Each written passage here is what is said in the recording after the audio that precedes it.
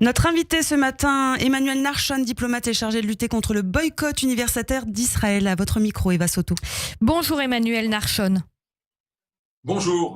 Vous êtes également notamment ancien porte-parole du ministère des Affaires étrangères et évidemment dans le contexte actuel, c'est à ce titre que vous êtes avec nous ce matin. Personne ne sait exactement quand l'Iran va attaquer dans la semaine selon les États-Unis. Alors concrètement, qu'est-ce qui a fait basculer Israël en état d'alerte maximale ? Oui, alors nous sommes en état d'alerte effectivement ces derniers jours et je suppose que ça durera aussi dans les jours à venir parce que nous comprenons et selon les informations que nous recevons, il est fort probable que s'il y a une attaque iranienne, eh bien elle aura lieu dans les jours à venir. Alors nous sommes en état d'alerte maximale et d'ailleurs ce n'est pas un secret puisque le porte-parole de l'armée l'a confirmé officiellement tout en disant, et ça je crois que c'est très important, que la population est invitée à continuer sa vie quotidienne et effectivement c'est ce que nous essayons de faire, c'est-à-dire que d'un côté nous sommes extrêmement vigilants mais d'un autre côté nous ne permettrons pas aux Iraniens de nous terroriser et de nous empêcher de vivre notre vie normale de tous les jours. Ça fait déjà 312 jours de guerre pour Israël depuis les massacres antisémites lancés par le Hamas le 7 octobre. Jamais Israël, depuis sa création, n'a connu de guerre aussi longue. Pourquoi le credo en général préventif des guerres que pratique Israël et celui de les terminer vite ne fonctionne plus ? Oui, alors ça ne fonctionne pas dans un environnement tel que la bande de Gaza, et ça je crois que c'était clair dès le début, parce que si vous opérez dans un environnement où il y a à peu près 2 millions de civils, eh bien il faut faire extrêmement attention, il faut agir de manière totalement différente que si vous menez une campagne militaire, par exemple dans le désert du Sinaï ou sur les plateaux du Golan ou ailleurs. Donc ce sont les conditions en fait de ce conflit et c'est un conflit très particulier et effectivement ça prend longtemps, nous faisons très attention. Israël est un membre de la communauté internationale, nous respectons le droit international et c'est la raison pour laquelle nous préférons agir lentement pour faire en sorte que la population civile soit atteinte le moins possible. Justement, Israël face au Hamas, c'est aussi une guerre d'usure, c'est aussi une guerre de l'information, voire de la propagande, puisque régulièrement, Israël est mis en cause dans des opérations contre le Hamas. Vous-même, vous avez été porte-parole du ministère des Affaires étrangères. Comment vous analysez ça lorsqu'un bilan sort et que c'est le Hamas qui le donne ? Il est abondamment diffusé dans de nombreux médias qui semblent ne pas être de mauvaise foi et les dénégations d'Israël finalement semblent minorées. Vous expliquez comment ce phénomène ? Oui, mais alors ça c'est l'un des grands problèmes auxquels nous faisons face déjà depuis longtemps. C'est un espèce de biais, je dirais. Alors je ne sais pas s'il est anti-israélien, mais une volonté de créer un équilibre à tout prix entre Israéliens et Palestiniens de la part des médias internationaux. Et étant donné que la source d'information du côté palestinien c'est le Hamas, et bien en fait les médias internationaux se trouvent en train de répercuter des mensonges du Hamas. Nous démontrons par la suite que c'est un mensonge et nous donnons la bonne information, mais là c'est malheureusement trop tard parce que le cycle des informations, le cycle des nouvelles est tellement rapide qu'en fait dès qu'on donne une information, et bien voilà, on passe à autre chose. Alors, les mensonges du Hamas reçoivent les gros titres et par la suite, nos démentis et nos démonstrations, d'ailleurs, que nous avons raison de la vérité, eh bien, attirent beaucoup moins d'attention. C'est un peu les règles du jeu, malheureusement, mais c'est ça le jeu médiatique et certainement avec la montée en puissance des réseaux sociaux. Parce qu'en fait, dans les réseaux sociaux, vous lancez une information, elle n'est pas nécessairement vérifiée, elle n'est pas nécessairement vraie, et puis voilà, et après, il faut faire avec, et cette information, elle fait partie du trafic sur les réseaux sociaux, et elle fait partie, si vous voulez, de ce qui reste un peu dans la conscience et dans l'esprit des gens. Donc, nous savons que nous devons lutter contre un mécanisme de mensonge, et malheureusement, les conditions pour le faire ne sont pas toujours faciles. Emmanuel Narchon, lorsqu'Israël se retrouve face à l'Iran, ça a été le cas en avril dernier, Israël reçoit énormément de soutien. Comment expliquer cette différence entre Israël attaqué directement par l'Iran qui reçoit énormément de soutien des États-Unis, de la France et puis aussi d'autres alliés qui sont plus discrets pour des raisons de politique intérieure ou de politique régionale, et ce qui se passe par rapport au Hamas et au Hezbollah. Le Hezbollah, c'est un mandataire direct de l'Iran. Comment vous expliquez ça ? Oui, mais je crois que ça reflète les préoccupations vraiment à échelle internationale. Ça reflète le fait que ce qui se passe ici au Moyen-Orient n'est qu'un aspect d'un conflit beaucoup plus large qui est en train de se mener à échelle mondiale, avec d'un côté les États-Unis et les pays européens ou les puissances occidentales, et d'un autre la Russie, la Chine et leurs satellites, y compris l'Iran bien évidemment. Et maintenant, l'Iran est un pays qui fait peur, et il fait peur à tous les autres pays de la région. Parce que l'Iran ne cache pas sa volonté hégémonique, sa volonté vraiment de s'emparer de la région et de dicter le ton dans la région. C'est quelque chose qui est inacceptable pour beaucoup de pays arabes, pour la plupart des pays arabes.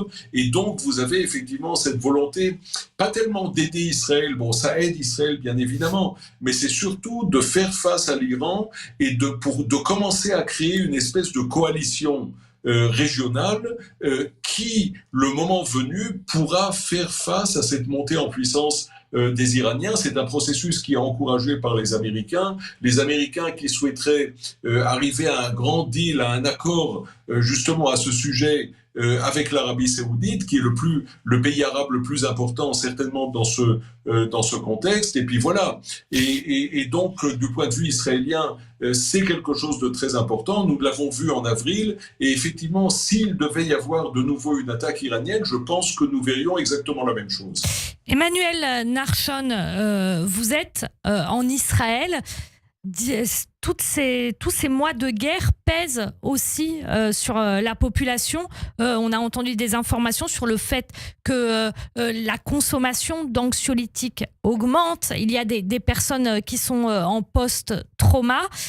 Comment Israël vit ces instants où l'Iran peut attaquer à tout moment, mais on ne sait pas quand? C'est une pression psychologique supplémentaire. Oui, alors je crois que, en fait, les événements à partir du 7 octobre ont surtout démontré la puissance et la force extraordinaire des Israéliens.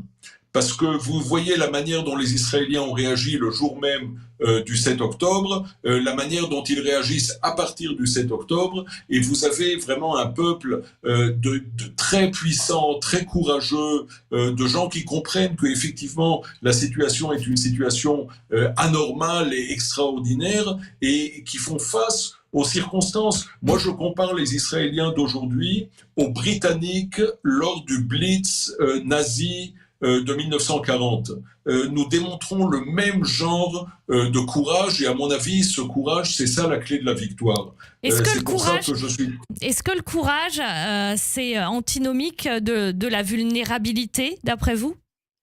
Non, bien sûr que non. Au contraire, je dirais que paradoxalement, le courage permet la vulnérabilité, et c'est tout à fait légitime. Et vous savez, j'en parle beaucoup à des amis, à de la famille. On a tous des moments de faiblesse, on a tous des moments d'angoisse. Et c'est tout à fait normal, c'est tout à fait légitime. Et je crois qu'au contraire, c'est ce qui fait notre force et non pas notre faiblesse. Face à nous avons un ennemi fanatisé, un ennemi nazi.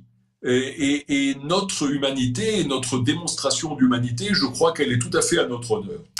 Emmanuel Narshon, dernière question. Vous êtes également en charge de la lutte contre le boycott académique dans le monde de la recherche et universitaire. Depuis le 7 octobre, on a vu des événements assez fous, des manifestations anti-israéliennes, avec aussi dans ces manifestations de l'antisémitisme aux États-Unis. On a vu des occupations de fac à Sciences Po, etc. Comment se manifeste depuis le 7 octobre ce boycott académique? Est-ce qu'il est aussi important que pourraient le montrer ces manifestations qui ont eu lieu dans des facs aux États-Unis et en Europe? Alors là, je dois vous donner une réponse un peu complexe parce que le boycott, c'est pas seulement les manifs d'étudiants. Le boycott, c'est quelque chose de beaucoup plus dangereux. En fait, et beaucoup plus pernicieux. Ce sont des professeurs d'université, ce sont des universités ou des facultés qui décident en fait de rompre leurs relations avec Israël. On a vu ça par exemple en Belgique. Où il y a 2 ou 3 universités qui ont décidé formellement de rompre leurs relations avec leurs homologues israéliens. On a vu ça en Espagne. Aux États-Unis, on n'y est pas encore. Mais c'est un peu ça la direction. Que ça Maintenant, prend. tout ça, oui, et tout ça, ça provient de haine d'Israël. C'est une alliance vraiment malsaine entre l'extrême gauche et les islamistes.